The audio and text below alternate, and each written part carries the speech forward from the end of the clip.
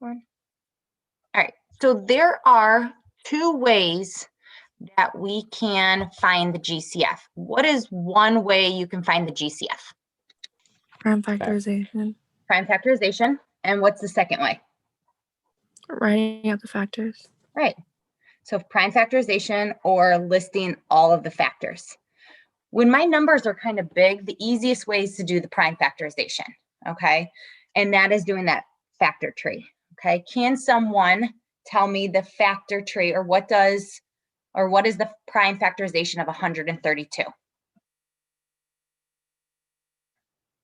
What is the prime factorization of 132?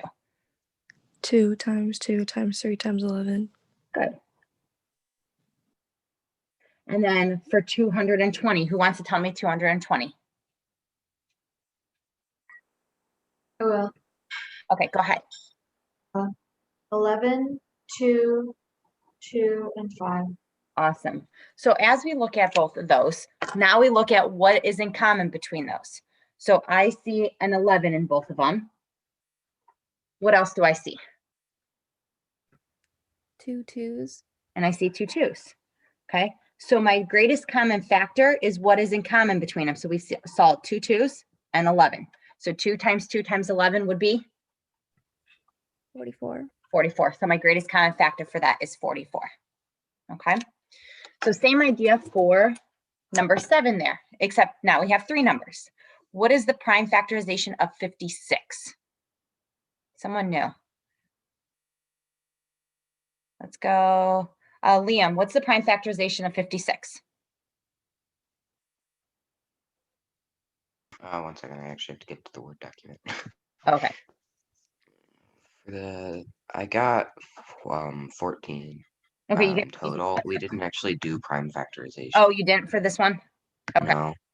All right, so he said the GCF is 14, which is correct. Okay. Did anyone do prime factorization of this? I did. You did, Tori. So what did you get for 56? 2 times 2 times 2 times 7. Good. 98, who did 98? Jack.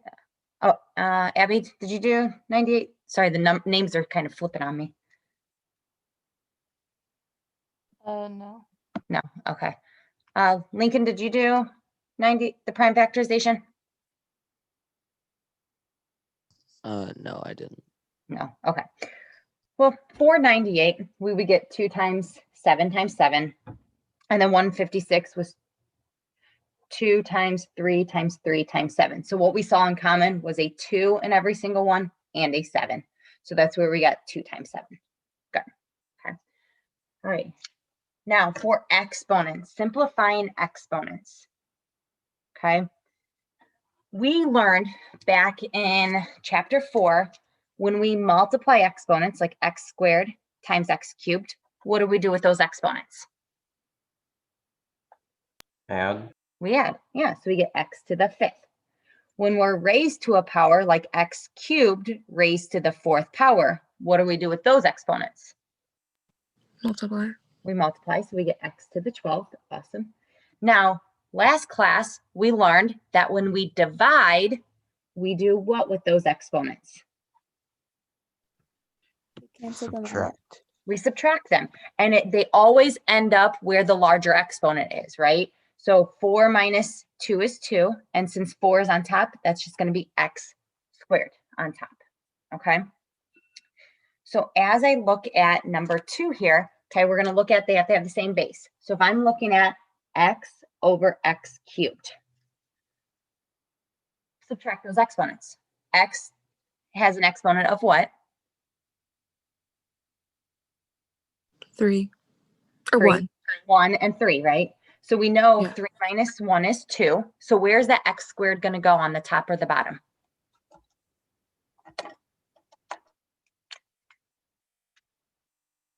Where's that exponent going to go when we get x squared? Is it going to go on top or bottom? Because 3 minus 1 is 2. The bottom. Bottom, yep. So we get x squared on the bottom. Okay. So now let's do our y's. Y squared over y squared. What happens to both of those y squareds? They cancel out. They cancel out, right? Yep, exactly. And then our z's, we have z cubed over z to the first. So again, 3 minus 1 is 2. And now where is that z going to go? Is it going to go on the top or the bottom?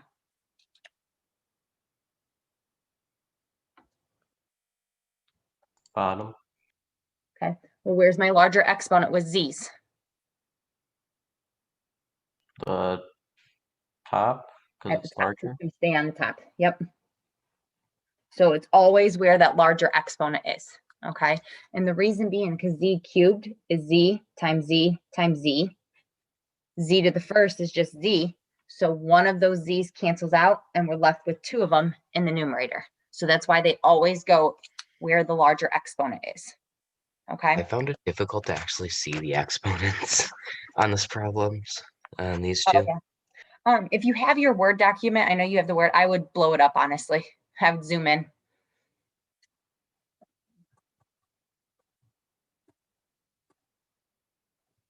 Does that help too? Yeah, thanks. You're welcome. All right. And then 8. Now we have numbers in front of, we have coefficients. So if I give you 32 over 20, can anyone tell me what does 32 over 20 simplify to? 1.6. Huh? 1.6. Okay. Do you think I'm going to want a decimal? I put a 8 over 5. I would put 8 over 5. Remember, if we have fractions, we can't have decimals and fractions at the same time, can we? No, we got to make sure we simplify the fraction, okay? Now let's look at a squared. So we have a squared over a. So a is the same thing as a to the first. So we're going to subtract our exponents. So 2 minus 1 is 1. And where is that a to the first power going to go? Is it going to go in the numerator or the denominator? Numerator. Numerator, right? No larger exponents in the numerator. So it'd be a to the first or just a. All right, then we have b over b. What happens to those b's? They cancel. They cancel out, good. And then we have z to the third, c to the third over c to the first. So again, we subtract. So 3 minus 1 is 2. So where's c to the second going to go? Is that going to go on the top or the bottom? Top. Going to go on the top because our larger exponent's in the top. So we get 8ac squared over 5. Okay. All right. Any questions with that so far? All right. Finding our GCF of variables and numbers. Numbers you guys already know and you did very well with that. Okay. So what is, we're going to do it the same way. What is the GCF of 48 and 72? Let's go 24. 24. Yep. Okay. Now with variables, okay, we always take the smallest exponent. Okay. So if I have a squared and I have a, how many a's are in common? 1. 1. So it's just going to be a to the first or just a. Okay. We have b and b to the third. So how many are common if I have 1 b and 3 b's? 1. Just 1. So I get b to the first. Good. And then we have c to the third and c to the second. So we're going to get c to the, how many c's are in Second. common? Second. Yeah. And there's your greatest common factor. Okay. Any questions with that? And then number 9 here. Okay. 25, 15, and 35. What's my GCF? 5. 5. Perfect. P squared, and P. So we have 2 P's, and 1 P. How many are in common?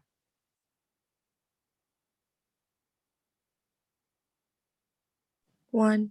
Just 1. So it'd be P. Good. And then we have Q to the third, Q to the second, and Q to the fourth. So how many are in common between every single one of those? 2. 2. So Q to the second. Good. All right. Any questions with that so far? And that's pretty much what we did actually on, when did I see you last? Last Monday. So a week ago. This is pretty much everything we have done with that. So again, I said, if you didn't do your homework, that's okay, because we are going to review it. Is there any questions that you guys have that you might need for your homework questions? I know, Tori, you asked me one yesterday. Was I able to answer that for you? Oh yeah, I just messed it up. You were Okay. right. I read it wrong. Okay. And I wasn't sure because I didn't have my book in front of me when you emailed. I was like, I hope I'm asking the right question. Okay. All right. And then 4 through 12, 4, 5, 6, 10, 11, and 12, those are things that we did in chapter 4. And actually, if you look at what our lesson is on 5.4, it's multiplying binomials mentally. So it's just pretty much everything that we did here or in chapter 4. So that we're not really going to redo 5.4 because you guys know how to FOIL. You know how to use the table, things like that. So that's why I just wanted to review it here, okay? So if we're going to use FOIL, okay, we just multiply the first terms. What's 2n times 5n?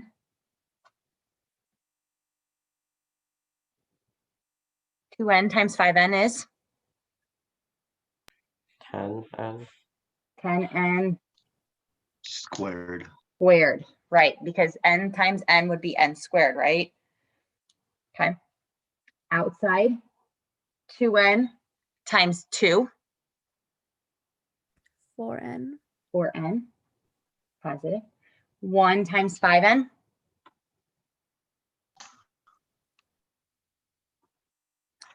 would be our 5n. And then the last term, 1 times 2 is 2, okay? Combine like terms, which are always our inside terms. So we get 10n squared plus 9n plus 2. And there you go. Okay. All right, looking at 10, 5b times 4b is our 20b squared. 5b times negative 5 is negative 25b. 4 times 4b is a positive 16b. And 4 times negative 5 is negative 20. Okay. Combine our inside and outside terms. So we get 20b squared minus 9b minus 20. Okay. All right. Number 5, who wants to give me the answer to number 5? Did you guys get to it? No. No, you didn't get to it? Okay. Anyone get to it?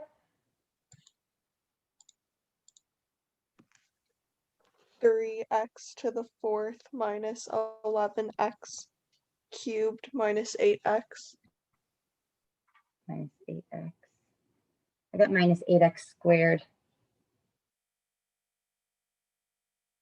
I got 10x cubed. Okay, I don't know who read that, but let's kind of go through this. What's x squared times 3x squared? 3x to the 4th. X squared times 2 is a positive 2x cubed. Negative 4x and 3x squared would be negative 12x cubed.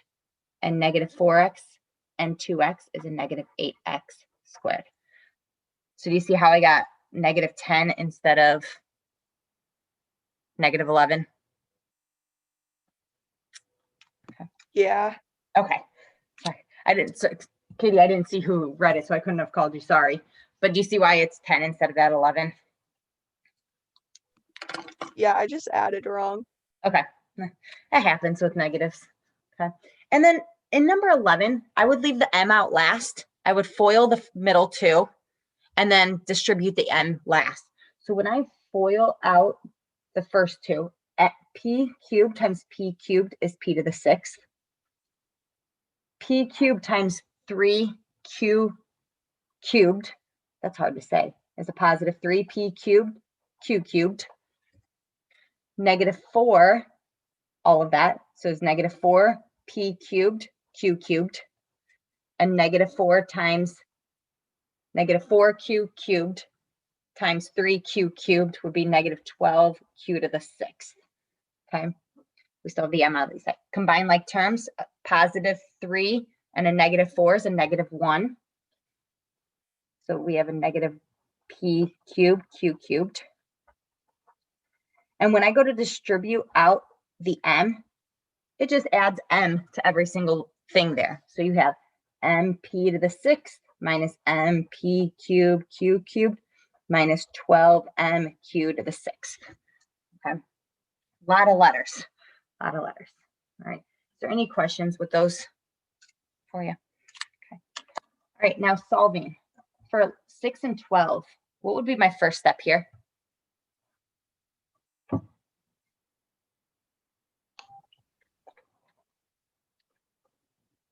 Peter, what were you going to say? I saw you pop up. I was gonna say I would FOIL. Yeah. No, you're right. You would FOIL those first. Exactly. So x times x is your x squared. X times negative 3 is negative 3x. Negative 2 times x is negative 2x. So when I combine those, don't I get negative 5x? And then a negative 2 and a negative 3 is a positive 6. Okay. On this side, x and x is x squared. X and 3x. X and 3 is 3x. Negative 7 and x is negative 7x. So we get a negative 4x. And negative 7 and 3 is a negative 21. Okay. Now, if you notice, we have like terms. We have the x squareds and we have the x's. Okay. What's going to happen to those x squareds? What is going to happen with those x squareds? They would cancel out. They would cancel out. Yeah, because x squared minus x squared would be that. Now, how would I bring the negative 5x over? Add it. Perfect. So those cancel. We have 6 equals negative 4x plus 5x is just x minus 21. How would I move the 21 over? I would add it and I get 27. So x would be 27. Okay. Now, when we go to FOIL here, what does n plus 2 squared mean? This is where people mess up quite a bit. What does n plus 2 squared mean? Like n plus the sum of it squared. Yeah, so we're going to take n plus 2 times N plus 2. n plus 2. Then n minus 2 squared would be n minus 2 times n minus 2. So if you notice, we have a lot of things to multiply to FOIL out, don't we? Okay. So if we go to do this, n times n squared, or 2n squared would be, let me try that again. N times 2n is 2n squared. N times 3 is 3n. 3 times 2n is our 6n. So 3n plus 6n is 9n. And 3 times 3 is 9. Okay. Now, n plus 2 times n plus 2. N times n is n squared. 2 times n and 2 times n, aren't these both 2n's? So 2n plus 2n would be 4n. And 2 times 2 is 4. Now, the only thing that's going to change, if you notice, are the subtraction sign. So the only thing that changes from the first one to the second one, instead of plus 4n, wouldn't that be minus 4n? Because a negative 2 plus a negative 2 would be a negative 4. Now let's combine like terms. Okay, I'm going to leave the 2n squared on this side alone. What's n squared plus n squared? N squared plus 2n, or n squared plus n squared would be? 2n squared. 2n squared, perfect. 4n minus 4n is? 0. 0. And what's 4 plus 4? 8. Good. Now, what happens to these two n's? Cancel. They cancel out. So we have 2n plus 9 equals 8. So how do I move the 9 over? Subtract. Subtract it. Good. So we have 9n equals negative 1. And then divide Just by divide. 9. Yeah, so n would equal negative 1/9, because I can't actually add that, can I? Okay. All right, is there any questions about these bottom ones? Because that actually is, again, 5.4. Trying to do it more mentally than actually writing everything out. So like when I did, I know 2n and 2n together would be 4n. So kind of just doing that, or just writing the negative 3n minus 2n becomes that negative 5x. Just shortening it up a little bit so you don't have to make a table every time. Is it wrong if you do a table every time? No, it is not. If you like the table, use the table. If you like the distributive property, use that. But this is all about 5.4, practicing your multiplication. Okay. All right. Then 5.3, okay, is dividing polynomials and factoring a little bit. Okay. So dividing polynomials by a monomial. Okay. We are going to divide each term of the polynomial by the monomial and then add the results or subtract whatever's actually in there. Okay. Think about fractions. If I have, let's say, 2/3 plus 5/3, how do I add 2/3 plus 5/3? At the top and keep the bottom. Right. I would add the top. So I do 2 plus 5, keep the bottom. And then 2 plus 5 is 7/3, right? So we're taking that idea, but we're working backwards. So we're going to have it like 2 plus 5/3, and we're going to break it up into two different fractions. Okay. So if I look at 5m plus 35 all over 5, isn't that the same thing as 5m over 5 plus 35 over 5? Is that the exact same thing? Yes. Yeah, right? Because if I give you this, these have common denominators, right? And so if I have common denominators, I can add the numerators, which technically I can't add them. So it would have stayed 5m plus 35 and then put it all over 5, right? But the nice thing about this, can't we simplify these? Yeah, what's 5m over 5? M. M plus, and what's 35 over 5?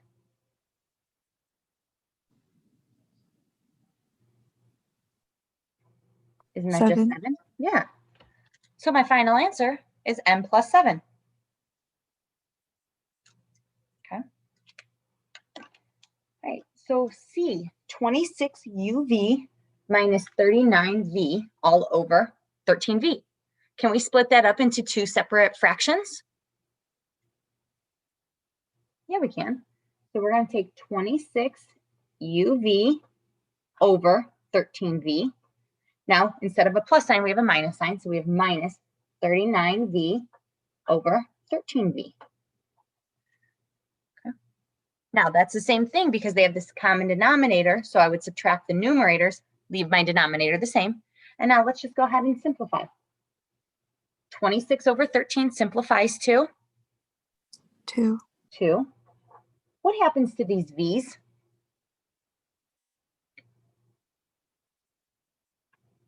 V over v Cancel. cancel out. So I'd just be left with u minus, because that's a minus sign, 39 over 13 is 3. And what happens to these v's again? They cancel out. So we have 2u minus 3. Okay. All right. And then B and D, if you notice, we got a little bit more variables in there, but that's okay. We know how to deal with variables. We know how to subtract those exponents, right? Let's go ahead and break this up. So we have 3x to the 4th over negative 3x squared.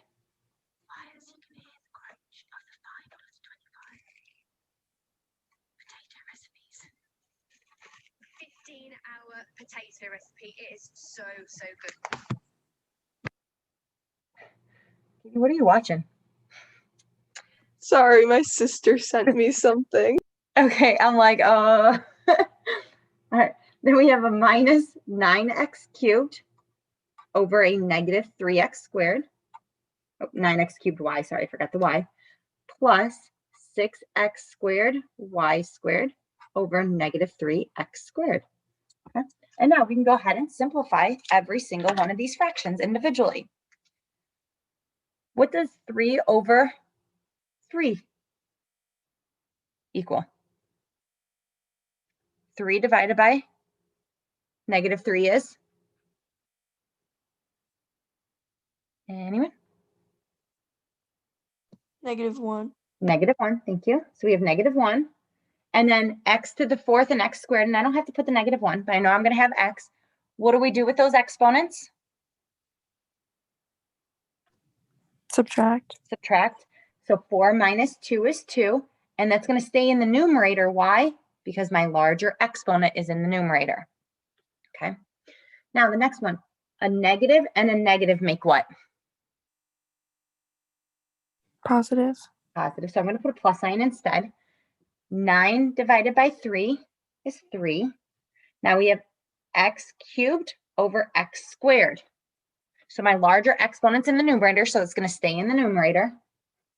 And what's 3 minus 2? 1. 1. Just 1. So it's going to stay just x, right? And then we still have a y, so we'll keep the y. Okay. Next one. What's a positive divided by a negative? Negative. Negative. So I'm going to put a minus sign if you guys are okay with that. 6 divided by 3 is 2. What happens to these x squareds? They cancel. They cancel out, and then I'm left with y squared. And we don't have any more like terms, so we can't combine anything. Okay. Any questions with that so far? All right. And then the last one here. So we have x cubed over y divided by xy minus 4x over xy plus 6y over xy. Okay. All right. So let's go ahead and look at the first one. X cubed over x. X is the same thing as x to the first. So we subtract those exponents. My larger exponent's in the numerator, so it's going to stay in the numerator. So we're going to get x to the 3 minus 1 is 2. What happens to the y's if they're the exact same? They cancel They out. cancel. Perfect. Good job. Okay. We have a minus. We have a 4. So that's going to say, oh, we have these x's. What's going to happen to those x's?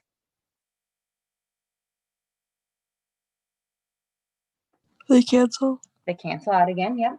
And now we have this y. It's located in the bottom, so it has to stay in the bottom. We can't move it. Okay. And then the last one, we have a 6, so plus 6. Oh, we have these y's here. What happens to those y's?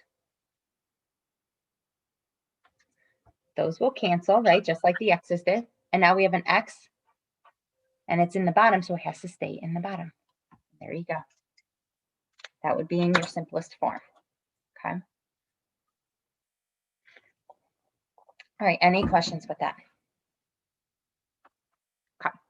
Now, back to factoring. Okay. Factoring is kind of like going back into like the distributive property, multiplying. It's going from a polynomial into multiple multiplication, like 2 binomials, a monomial times a binomial times a trinomial. Okay. Anything like that. The first thing we always do is we got to find the greatest common factor of each term. Okay. Can we do that? Do we know how to find the greatest common factors? Yeah, we did it on the beginning of bell work. So number 3 and 9. Okay. Then we're going to put the GCF on the outside of the parenthesis. Okay. So the GCF will go on the outside of the parenthesis. So that's what we distribute. And you can't see that. Zoom out a little bit. Okay. So that is what your GCF goes on the outside. That is what you distribute to see if we end up with the exact same thing. Okay. Then we divide each monomial by the GCF. Okay. So each monomial divided by. Then we're going to put that answer inside the parentheses. Okay. Sounds a little confusing, but it's not. I think you'll be okay with it. I really, really do. Okay. So who could give me the GCF between 5x squared and 10x? 5. 5. Any variable in common? X. X. So here's my GCF is 5x. Okay, because again, numbers we know how to do, and then we always take the lowest variable exponent, right? Okay, now let's divide this. Okay, so 5x squared divided by 5x. What would be left over? And the squared. Just X. I heard x squared and I heard x. I'm going to go with x. And the reason being is because remember, we have to subtract those exponents, right? So 2 minus 1 would be, Oh, yeah. okay, so x to the first. And then what is 10x divided by 5x? 2. 2. And since it's a plus sign in the middle, I'm going to keep a plus sign. Now, this is technically factored form here. How do we check it? How do you think you could check this to see if you're You can right? distribute it. Distribute. Yep. So if I distribute this, do I get back to my original problem? Yeah. 5x times x is 5x squared. 5x times 2 is 10x. So this here is your factored form. Okay. All right, let's look at C. We have 4x to the 5th, 6x cubed, and 14x. So what number is the greatest common factor between 4, 6, and 14? 2. 2. All right, now we have x to the 5th, x to the 3rd, 2. and x. 2x. Okay, so we would have an x, right? Because my lowest one, this has 5 x's, this has 3, this one has 1. So the lowest one is 1. Okay, so my GCF is 2x. Okay, now we have to divide everything. Okay, so I kind of look at it as we subtract the exponents, but I also look at it as this. What's 4 divided by 2? 2. If I take 1x from 5 x's, how many's left? 4. 4. So it's x to the 4th. Now it's a minus sign. So I'm going to put a minus. 6 divided by 2 is 3. 3.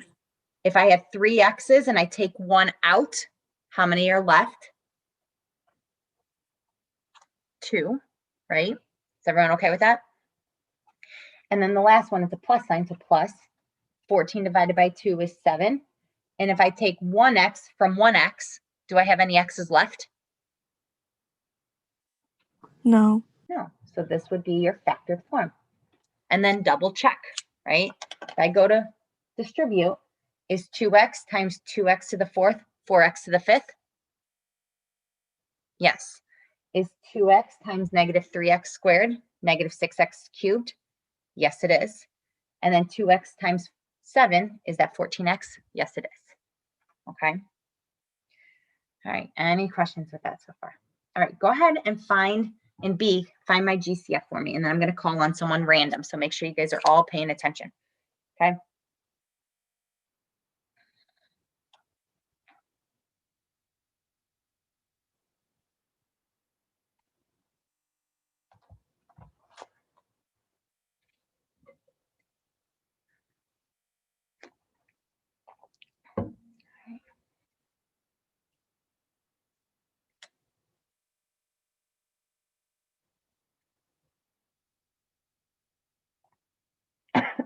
Excuse me. All right, so what is the number, my greatest common factor of 8 and 12? Madison. 4. 4, good. Logan, between a squared and a.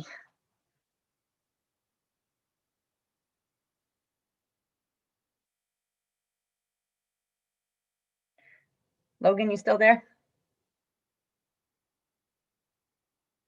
Lincoln, between a squared and a.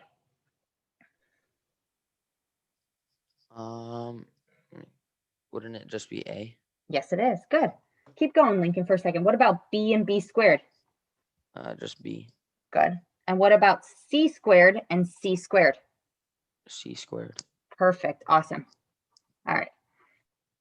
Now let's divide. Okay. Let's go Braylon. What is 8 divided by 4?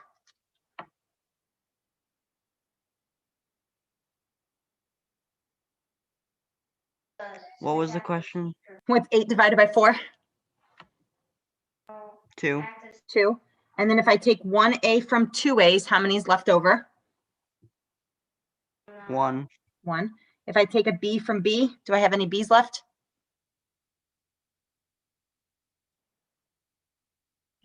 What from B?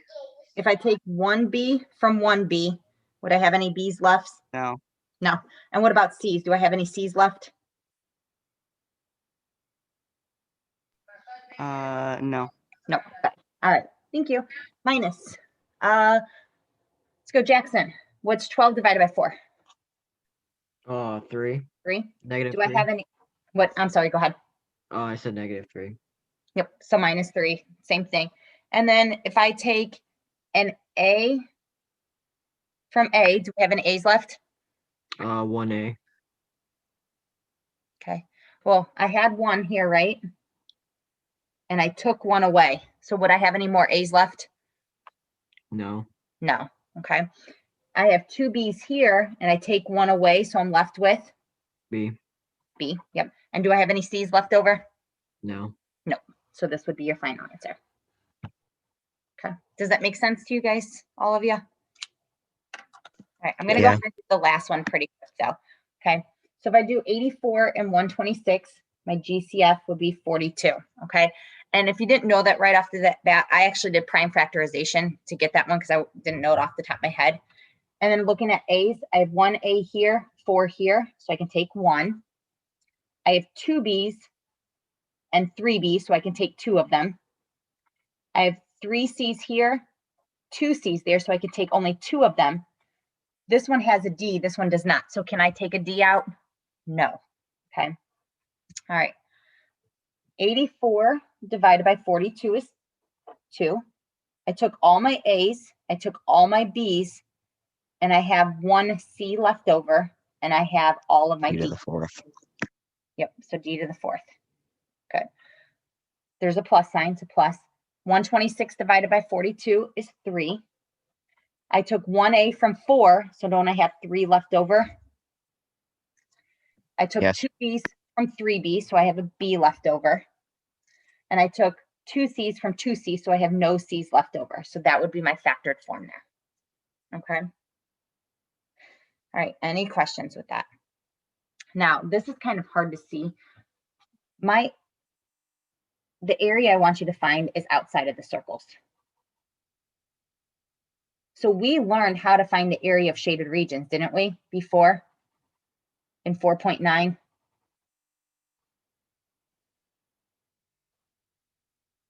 Yeah, we found the area, remember, of the big and subtracted it from the area of my smaller ones, right? Because we want to cut them out, right? So if I find the area of the big, my big is the rectangle. And then I'm going to subtract off the area of my circles. And how many circles do I have? 2. 2. 2. 2 of them. Okay. So I'm going to tell you this from here to here is R. Okay. So my radius is just R. Okay. Well, how do we find the area of a rectangle? Length Length times times width. width. Yeah, length times width. Well, we're not given any length or width, are we? No. No, but we do know something. How far is it from here to here? R. R. So from here to here is R. From here to here is also what? R. R. R. So the whole width of this is actually what? 2R. 2R. Yeah, perfect. And the width is 4R. So then my length technically would be 4R. Yeah, however you want to look at it, doesn't matter. Yeah. So my length is 4R, my width is 2R. So when I multiply those, what do you guys get? 8R. 8R squared. Perfect, 8R squared. Good. Minus, now we got to find the area of my circles, right? How do we find the area of a circle? Pi r squared. Pi r squared. But there's two of them, so then I'm going to multiply it by 2. 2. Well, what's my radius? R. R. So wouldn't that just be 2 pi r squared? Yeah, there's Just- literally nothing to change. There's really nothing to change. So my area of that is 8r squared minus 2 pi r squared. Now, if I asked you to factor this, let's review what we just did. Could you guys factor that for me?